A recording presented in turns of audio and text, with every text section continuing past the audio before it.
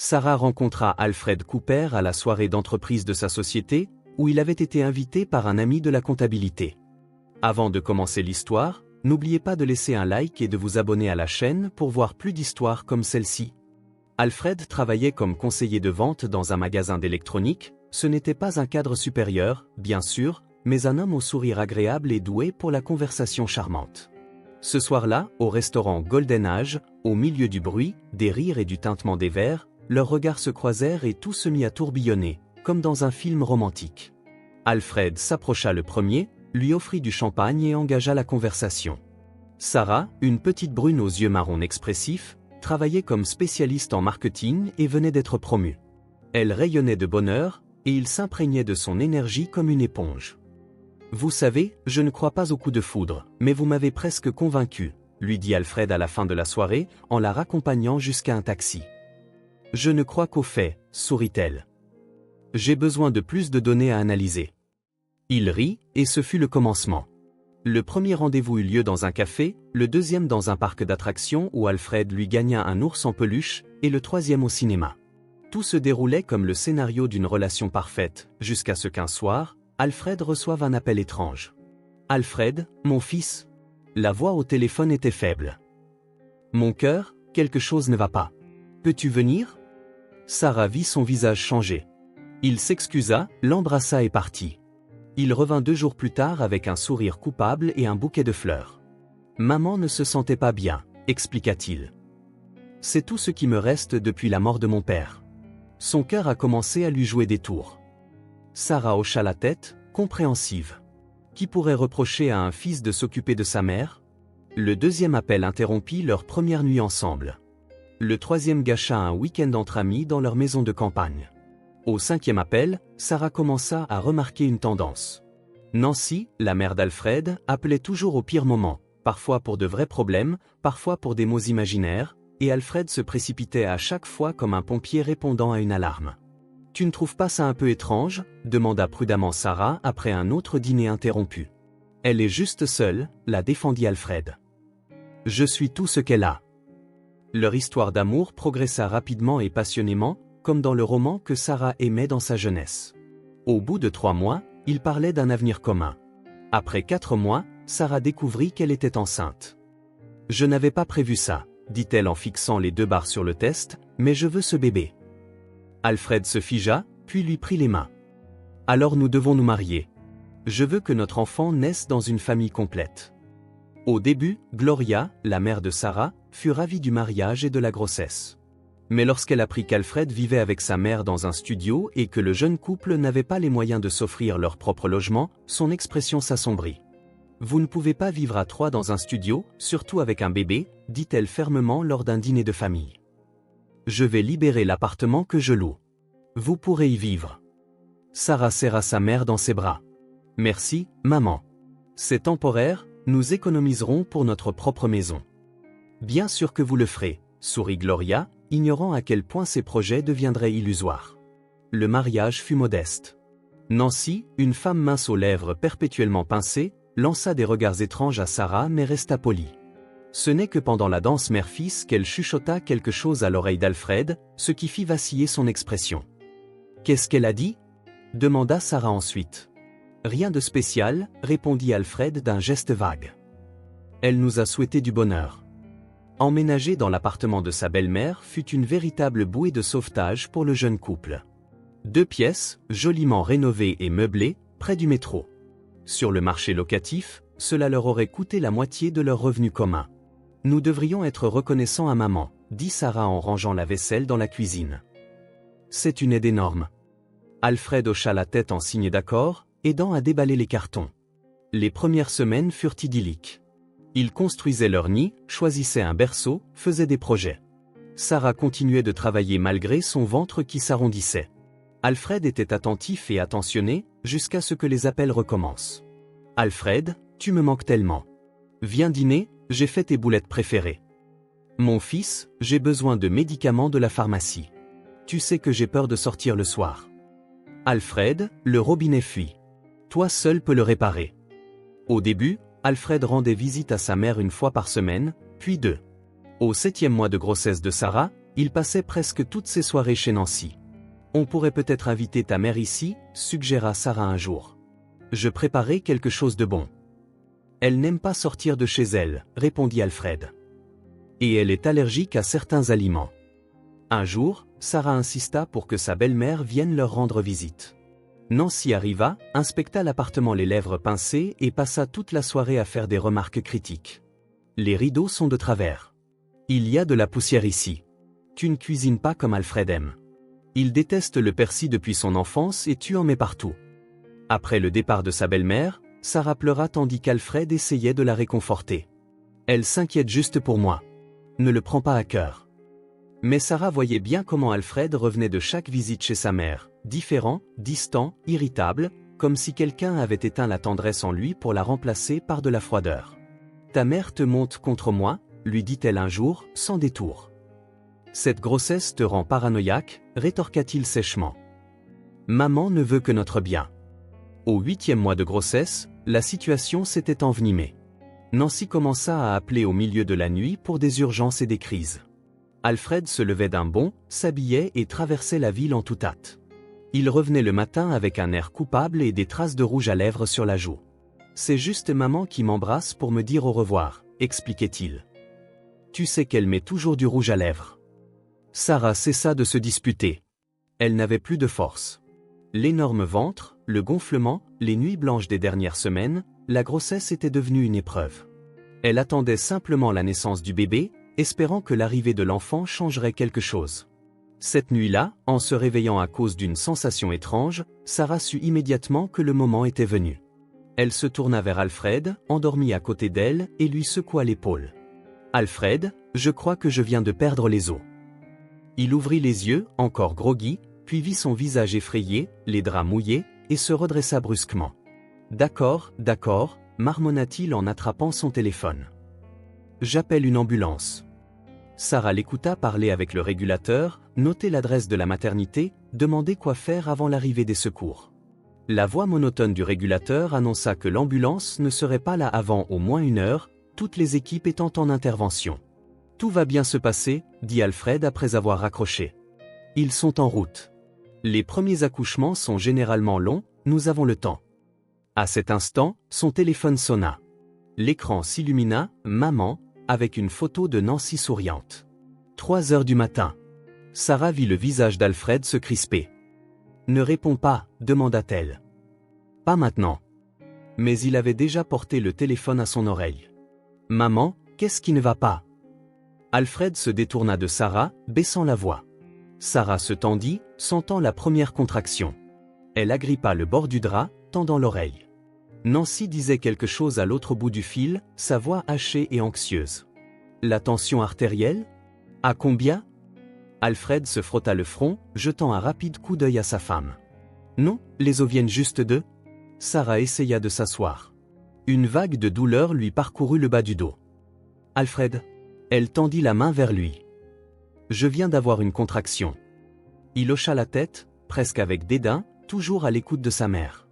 Bien sûr, je comprends que c'est dangereux, un AVC, le médecin a dit que... Il arpentait la pièce, nerveux. Oui, je sais que tu es seule, mais maman, Sarah est en train d'accoucher. Il y eut des grésillements sur la ligne, puis un cri si perçant que Sarah l'entendit clairement de l'autre côté de la pièce.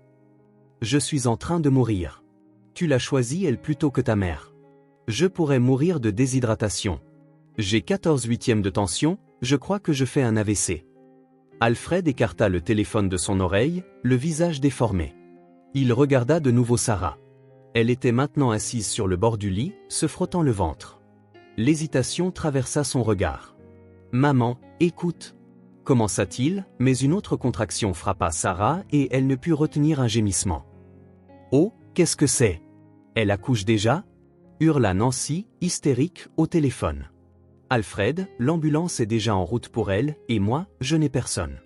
Je vais m'évanouir, me fendre le crâne, et personne ne le remarquera. Alfred se figea au milieu de la pièce, comme un homme à la croisée des chemins.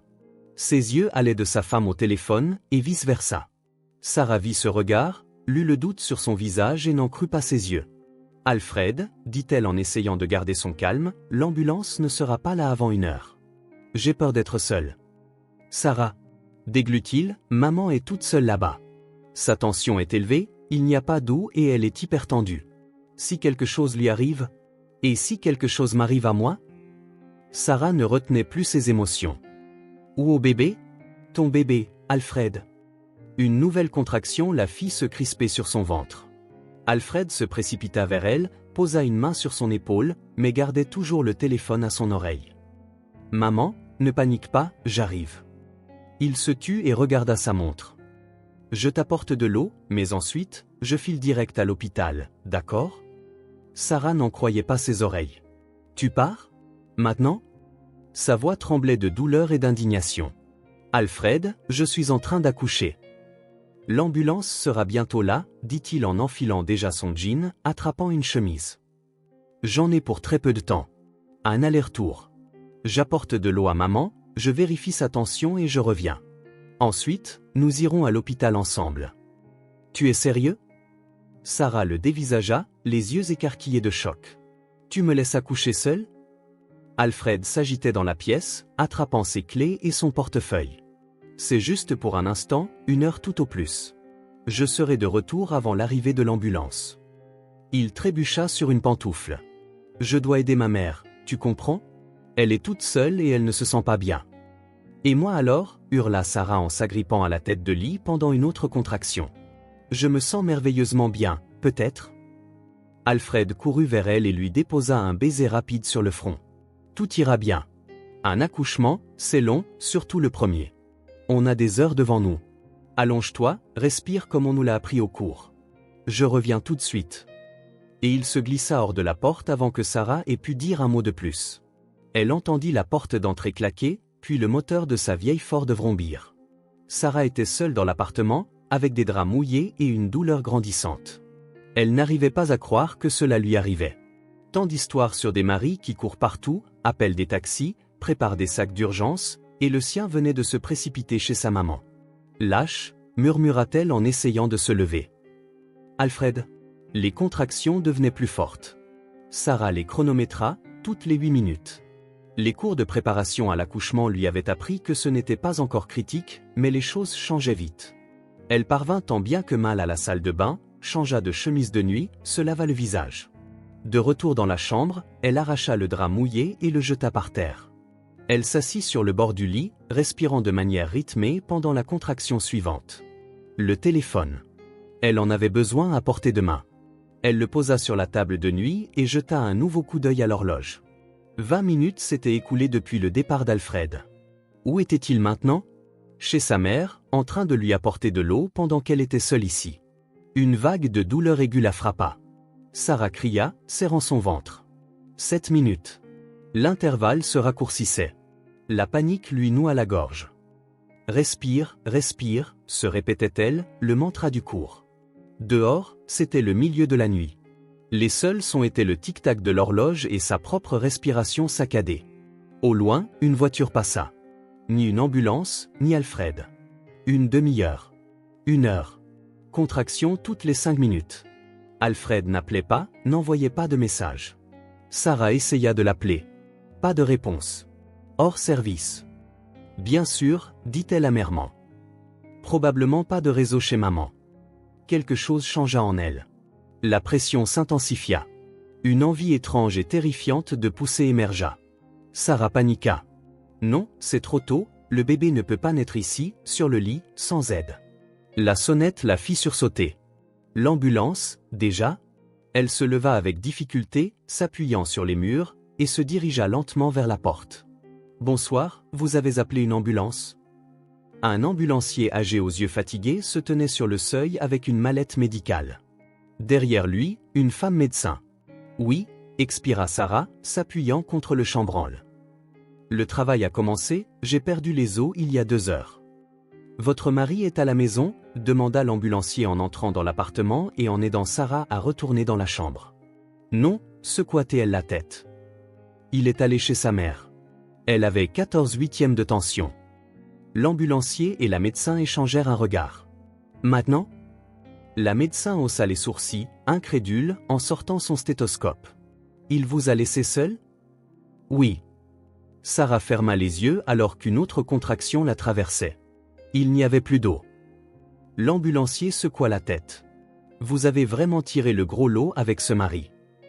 Il commença à examiner Sarah. Les contractions sont espacées de combien? 5, 4 minutes, cria Sarah de douleur alors qu'une forte vague la submergeait. Le col est bien dilaté, dit la médecin après avoir terminé son examen. Allons à la maternité.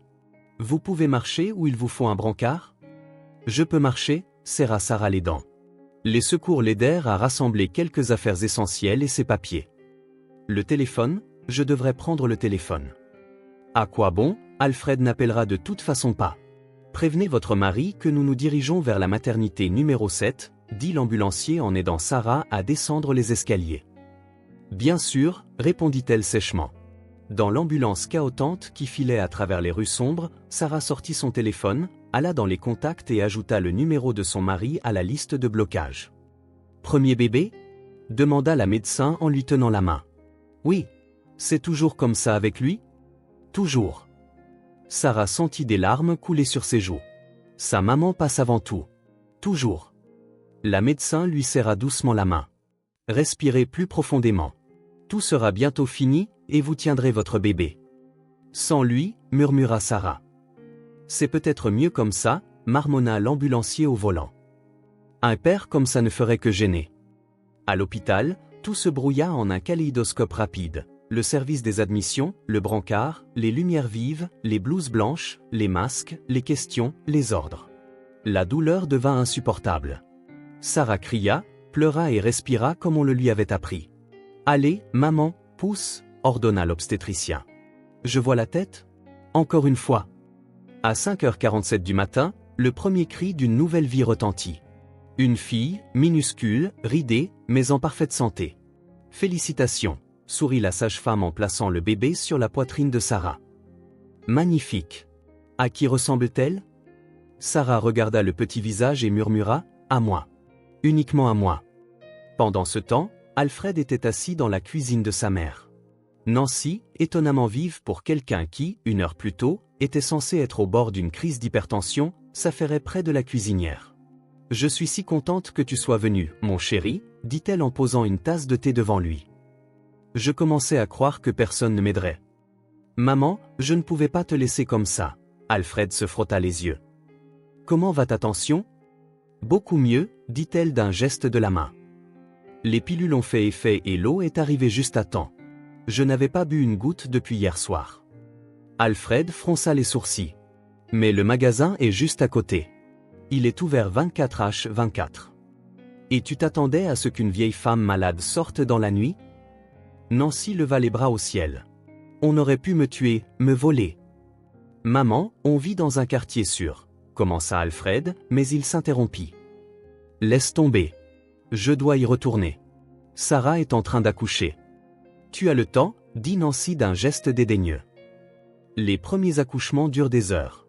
3 ou 4, au moins. Je vais te faire des crêpes. Tes préférées, au fromage blanc. »« Maman, vraiment, tu n'es pas obligée. »« Si, Alfred, j'y tiens. » Elle attrapait déjà la poêle. « Tu as tellement maigri avec celle-là. Elle ne te nourrit pas, je le vois bien. Elle ne pense qu'à elle et à son ventre.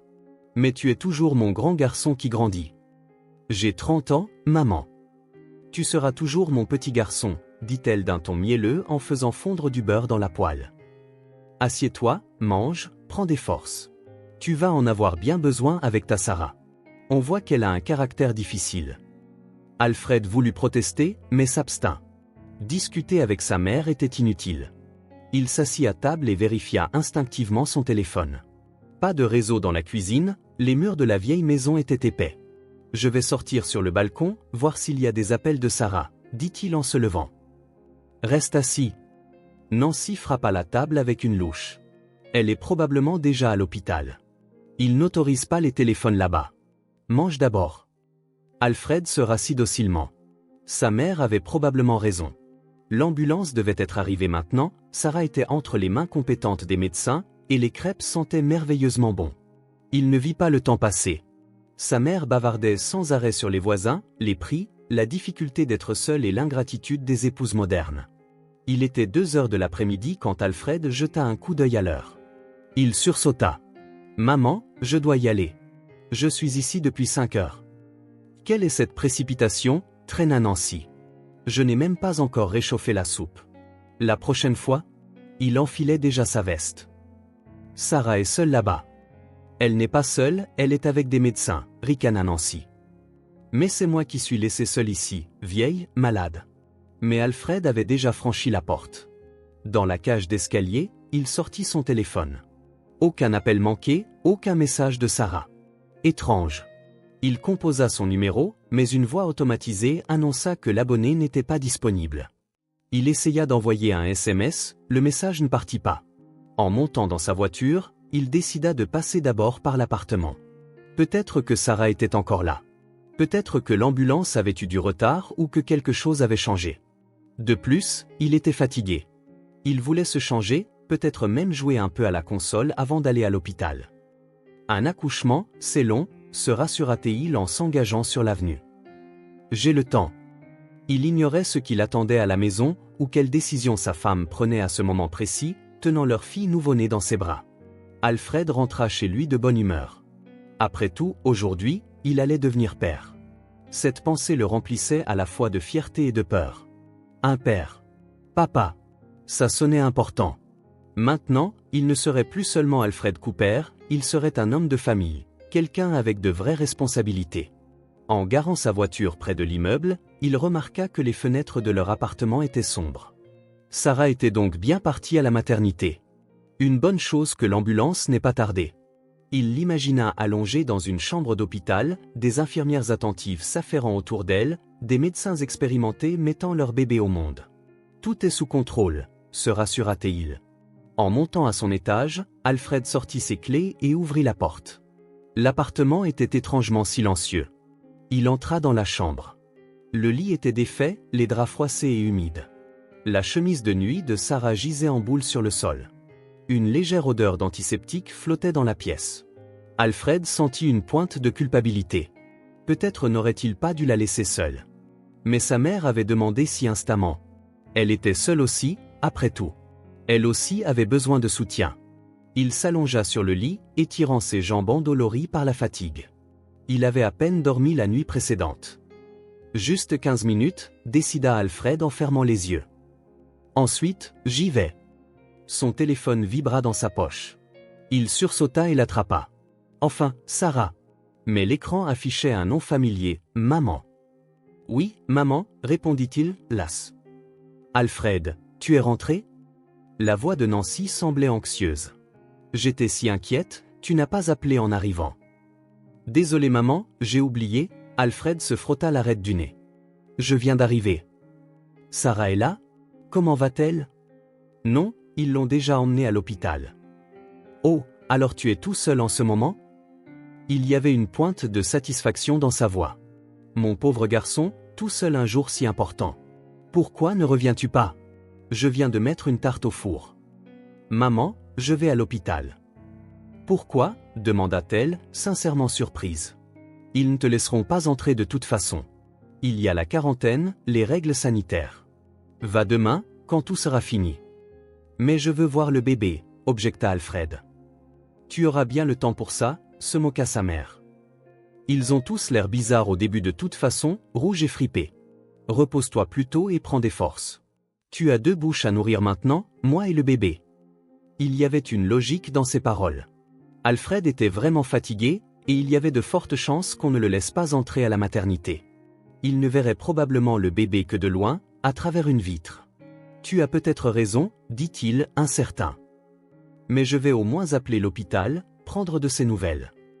Bien sûr, appelle-les, acquiesça Nancy. Puis repose-toi. C'est mieux à la maison, tu as tout ce dont tu as besoin, et ta console adorée. Joue un peu, détends-toi. Tu en as besoin. La console. Alfred regarda instinctivement vers le salon où se trouvait la télé et sa PlayStation. Alfred sortit son téléphone, chercha le numéro de la 7e maternité, trouva le bureau des renseignements et composa le numéro. Maternité numéro 7, que puis-je pour vous ? répondit une voix féminine fatiguée. Bonjour, je voudrais des nouvelles de ma femme, commença Alfred. Elle a été admise ce matin, Sarah Cooper. Un instant. Il entendit le cliquetis d'un clavier. Oui, Cooper, admise à 4h30. L'accouchement s'est bien passé. Une fille, 50 cm, 3,2 kg. Son état est stable. Elle a été transférée au service postpartum.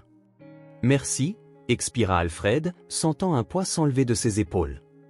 Quand puis-je lui rendre visite? Demain, de 16h à 19h, répondit la femme sèchement. Entrée principale, 3e étage. Adressez-vous d'abord à l'infirmière de service. D'accord, merci. Alfred hésita. Puis-je lui laisser un message? Il y a une tournée du soir à 19h, nous pouvons le transmettre. Dites-lui s'il vous plaît qu'Alfred la félicite pour la naissance de leur fille et qu'il viendra demain. Notez, répondit la femme, indifférente. Autre chose? Non, merci. Après avoir raccroché, Alfred ressentit un étrange soulagement. Tout s'était bien passé. Il avait une fille.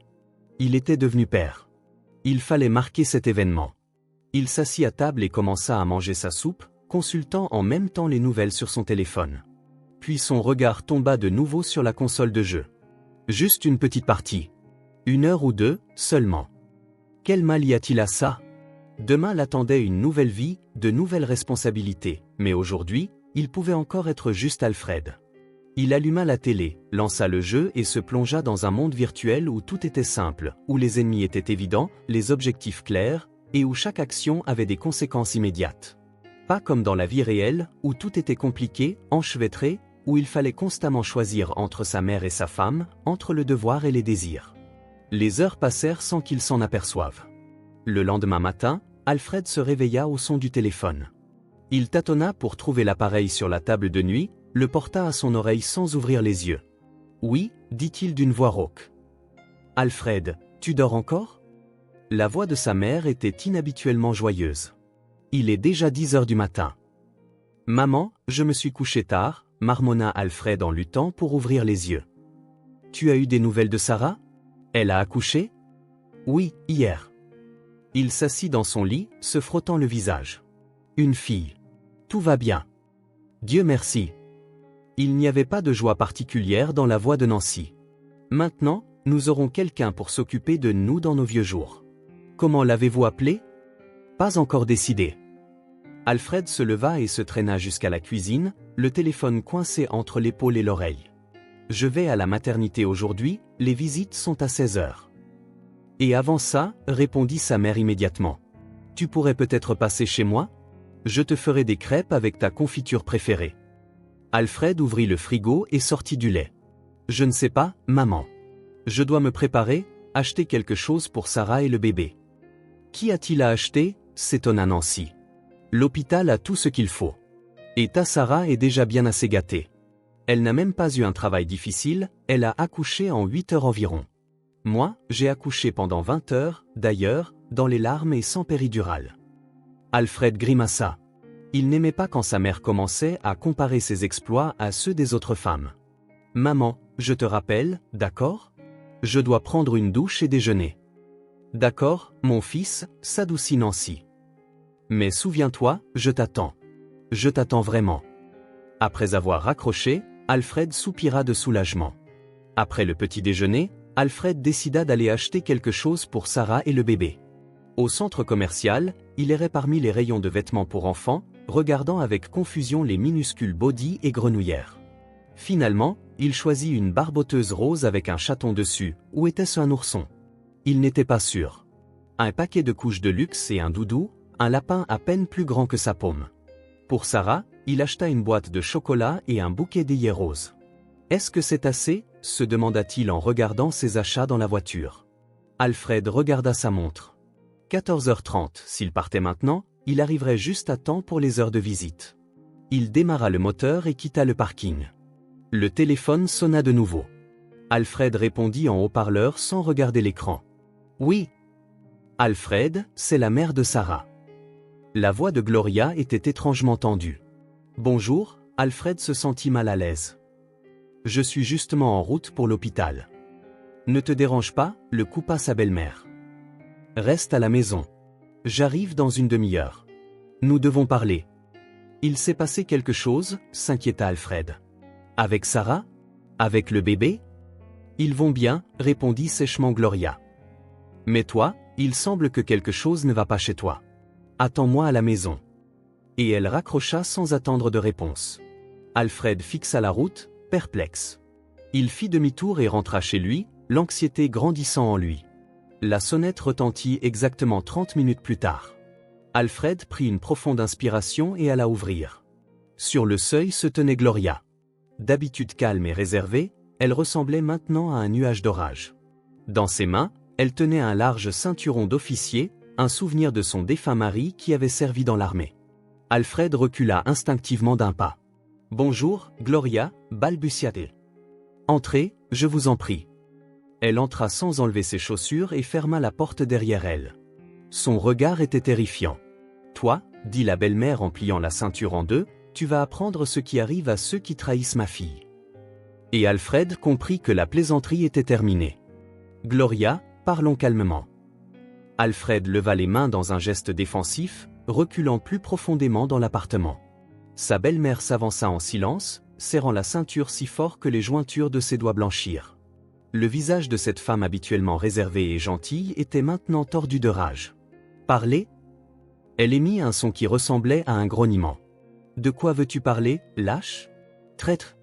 Alfred trébucha sur la table basse et faillit tomber. « Je peux tout expliquer. Maman m'a appelé, elle n'allait pas bien, vraiment pas bien. » Gloria fit claquer la ceinture, qui siffla dans l'air. « Ma fille a accouché seule, tu comprends? Seule. Tu as laissé ta femme enceinte, après avoir perdu les os, en plein travail, pour te précipiter chez maman parce qu'elle voulait de l'eau. » Le premier coup prit Alfred au dépourvu. La ceinture claqua sur son dos et il cria sous la douleur soudaine. « Aïe! Arrêtez, c'est illégal. » « Illégal ?» Sa belle-mère rit d'un rire terrible, sans joie. « Et laisser sa femme pendant l'accouchement, c'est légal? Sais-tu ce que les médecins m'ont dit? Qu'elle aurait pu mourir, tu comprends? D'un choc, de complications. Et toi, pendant ce temps, que faisais-tu? Tu préparais du thé pour maman? » Le deuxième coup atterrit sur son épaule. Alfred esquiva le troisième et courut derrière le canapé. Gloria s'approcha du canapé, regarda dans les sacs de course et en sortit la barboteuse rose. Elle lui jeta le vêtement au visage. « Tu penses que ça rattrape tout? Ma fille m'a appelé de l'ambulance, en pleurant, pour me dire que tu l'avais abandonnée. J'ai couru à l'hôpital en pleine nuit, je lui ai tenu la main pendant qu'elle hurlait de douleur. Où étais-tu? » Alfred essaya de contourner le canapé, mais sa belle-mère fut plus rapide. La ceinture siffla de nouveau et atterrit sur son dos. « Aïe! Arrêtez, je ne suis pas coupable. Maman a dit qu'elle était en train de mourir. Et ma fille faisait juste semblant? » Gloria s'avança, le coinçant dans la pièce. Alfred leva les mains, se protégeant la tête, mais elle visa plus bas. Chaque question était accompagnée d'un nouveau coup. Alfred ne cherchait plus à fuir, se contentant de se protéger avec ses mains et de gémir. « Maman, maman, maman, maman. » Se moqua Gloria. « Tu as 30 ans. Tu es un mari et un père. Enfin, tu l'étais. Maintenant, tu n'es personne. À moins que rien. » Elle s'arrêta, respirant lourdement. « Tu n'as pas le droit de me frapper, » marmonna Alfred. « Je peux appeler la police. » Gloria eut un sourire narquois. « Vas-y. Tu leur raconteras comment tu as abandonné ta femme en plein travail. Je pense qu'ils te comprendront, surtout les femmes policiers. » Elle sortit un mot que Sarah avait écrit. Elle le déplia. « Va au diable, fit sa maman. » Elle lut à voix haute. « Concis et précis. C'est la dernière chose que Sarah voulait te dire. » Alfred se redressa en s'appuyant sur le dossier d'une chaise. « Elle n'a pas pu écrire ça. On s'aimait. » « On s'aimait, corrigea Gloria. « Passé composé. Maintenant, Sarah sait ce que tu vaux. » Elle froissa le mot et s'approcha d'Alfred. « Ouvre la bouche, » ordonna-t-elle. Alfred ouvrit machinalement les lèvres, et à cet instant, Gloria lui enfonça le mot froissé entre les lèvres. « Avale, » ordonna-t-elle en lui pinçant le nez. Il gémit, essayant de repousser le papier avec sa langue, mais Gloria était implacable. Alfred sentit qu'il manquait d'air et déglutit instinctivement. « Voilà, » dit Gloria avec satisfaction en le relâchant. « Maintenant, ces mots sont à jamais en toi, un rappel de ta trahison. Tu es folle, Altadé. » Non, juste une mère qui protège sa fille, répondit calmement la belle-mère. Maintenant, écoute bien. J'ai déjà parlé à l'avocat. Demain, Sarah signera les papiers du divorce. Tu as 15 minutes. Elle désigna 2 grands sacs près de la porte d'entrée qu'Alfred ne remarqua qu'à ce moment-là. Mais on peut discuter, les gens se disputent puis se réconcilient. Non, le coupa Gloria. Il y a des choses qu'on ne peut pas pardonner. Tu as montré ta vraie nature, tes priorités. Sarah ne veut plus jamais te voir. Et l'enfant, se souvint soudain Alfred. Elle ne peut pas m'interdire de voir ma fille. Tu ne connais même pas son nom, ricana la belle-mère. Tu paieras 30% d'un salaire de vendeur chaque mois. Elle jeta la ceinture sur le canapé et se dirigea vers la porte. Il te reste 10 minutes pour faire tes affaires et disparaître. Laisse les clés sur la table de nuit. Et n'appelle pas Sarah. Elle t'a bloqué. Reste loin de ta fille. Compris ? Compris, répéta Gloria. Oui, marmonna-t-il sans lever les yeux. C'est bien. Elle ouvrit la porte. 10 minutes. Le temps est compté. Et la porte claqua, laissant Alfred seul dans l'appartement qui, hier encore, était sa maison. Il se dirigea lentement vers les sacs. À l'intérieur se trouvaient ses affaires emballées à la hâte. La réalité le frappa comme une vague glaciale. Tout était fini. Il était expulsé de sa propre maison. Il n'avait plus de femme. Il ne verrait pas sa fille grandir. Mais je ne suis pas coupable, cria quelque chose en lui. Maman a appelé, maman avait besoin d'aide. Il sortit son téléphone et essaya de composer le numéro de sa femme. L'abonné était indisponible. Bloqué. Les 10 minutes s'écoulèrent. Alfred attrapa les sacs et sortit dans la cage d'escalier. Il descendit, sortit. Où aller maintenant ? La réponse était évidente. Là où on l'attendait toujours, où on l'aimait quoi qu'il arrive. Chez sa mère. Nancy accueillit son fils à bras ouverts. « Alfred, tu es venu finalement. Et j'ai fait des tartes ?» Elle s'interrompit en voyant ses yeux rouges et les sacs. « Que s'est-il passé ?» Alfred entra, jeta les sacs par terre et s'effondra sur le canapé, le visage dans les mains. « Elle m'a mis dehors, dit-il d'une voix rauque. Sarah, ou plutôt sa mère. Elle m'a battu avec une ceinture et m'a jeté dehors. » Quoi ? Nancy leva les bras au ciel. « Cette vieille peau t'a battu ? Appelle la police, immédiatement. » Non, secoua la tête Alfred. J'ai vraiment mal agi. Je l'ai abandonnée pendant l'accouchement. Tu es venu chez ta mère, protesta Nancy. Qui a-t-il de mal à ça ? J'aurais pu mourir. Maman, Alfred leva un regard fatigué vers elle, tu n'étais pas vraiment en train de mourir. Tu voulais juste de l'eau. Et c'est Sarah qui était vraiment en train d'accoucher. Nancy pinça les lèvres. Alors maintenant tu me rejettes la faute ? C'est ma faute si je suis tombée malade ? Ce n'est pas ce que je voulais dire. Si, c'est exactement ça. Elle éleva la voix. Tu es comme ton père, il me reprochait toujours tout. Alfred soupira, las. Discuter était inutile.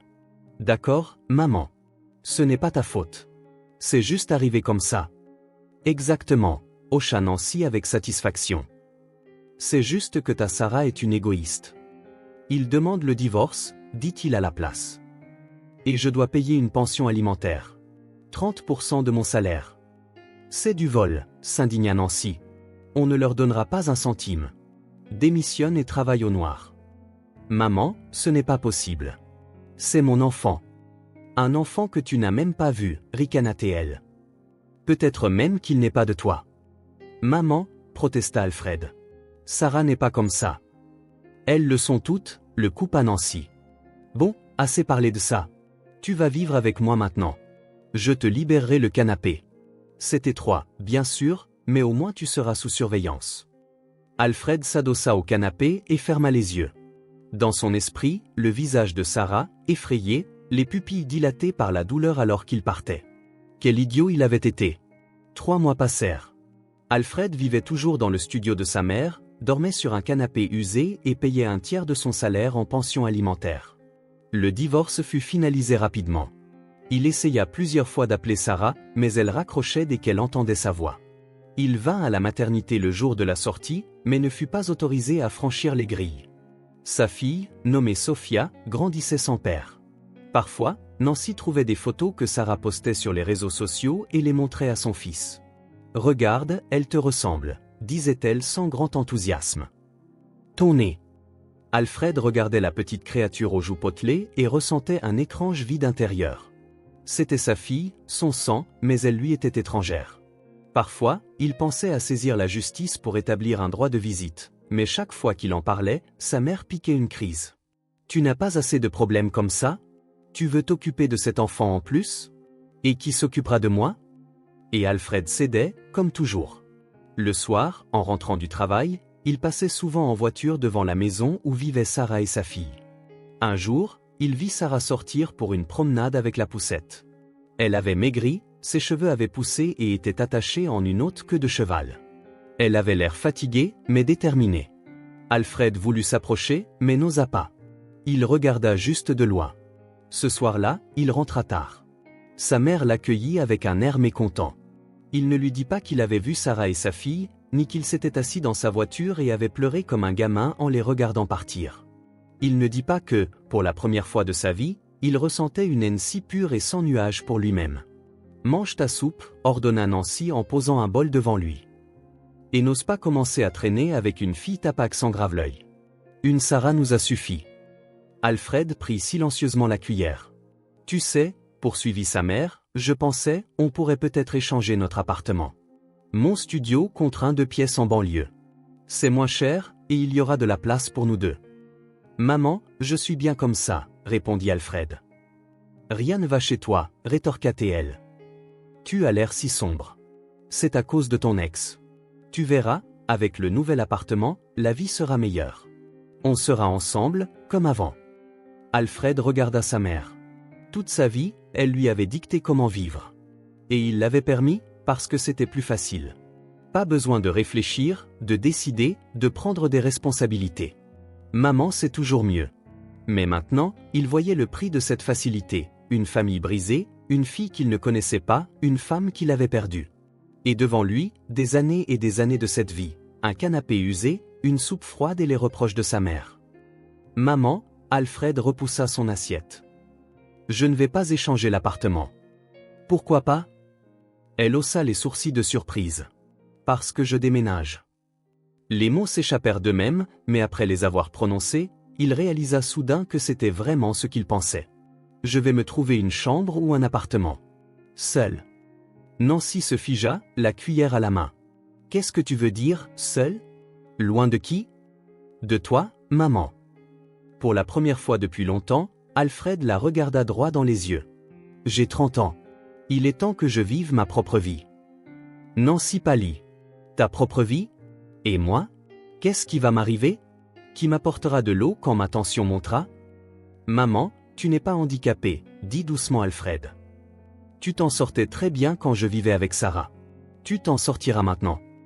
Alors tu abandonnes ta mère? Sa voix tremblait. Comme ton père. Il parlait aussi de sa vie, puis il est parti pour une plus jeune. Je ne pars pas pour une plus jeune, secoua la tête Alfred. Je veux juste vivre seul. Indépendamment. Sans ton contrôle. Mon contrôle, s'indigna Nancy. Je me soucie de toi. J'ai passé ma vie à ne penser qu'à toi. Non, maman, dit fermement Alfred. Tu ne penses qu'à toi. Toujours, uniquement à toi. Il se leva de table, une étrange sensation de légèreté l'envahit. J'ai déjà trouvé une chambre, ment-il, mais il décida qu'il le ferait vraiment le lendemain. Je déménage la semaine prochaine. Tu le regretteras, sursauta Nancy. Personne ne s'occupera de toi comme moi. Personne ne t'aime comme une mère. Tu sais, maman, Alfred sourit tristement, j'ai déjà regretté beaucoup de choses. Mais ce que je regrette le plus, c'est de t'avoir laissé détruire ma famille. Il alla dans sa chambre, prit un sac dans l'armoire et commença à faire ses affaires. Ses mains tremblaient légèrement, mais à l'intérieur, il y avait de la détermination. Il savait qu'il était trop tard, que Sarah ne le reprendrait pas, que sa fille grandirait sans lui.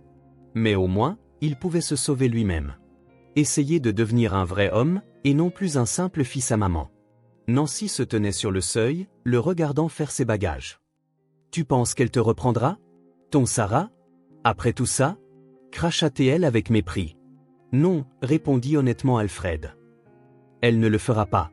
J'ai tout détruit. Mais au moins, j'essaierai de devenir une personne dont ma fille n'aura pas honte. Elle ne sait même pas qui tu es, cria sa mère. Un jour, elle le saura. Alfred ferma la fermeture éclair du sac.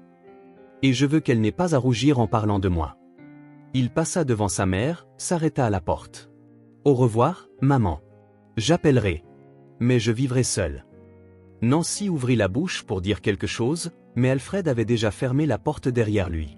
Dans la cage d'escalier, il prit une profonde inspiration. Ça sentait le chat et la liberté. Bien sûr, il ne savait pas où aller, ne savait pas ce qui allait se passer ensuite, ne savait pas si Sarah lui pardonnerait un jour ou s'il reverrait sa fille. Mais il savait une chose, plus personne ne déciderait pour lui. Même s'il devait passer des nuits à la gare, même si ce serait dur et effrayant. Parce que penser par soi-même, c'est si difficile.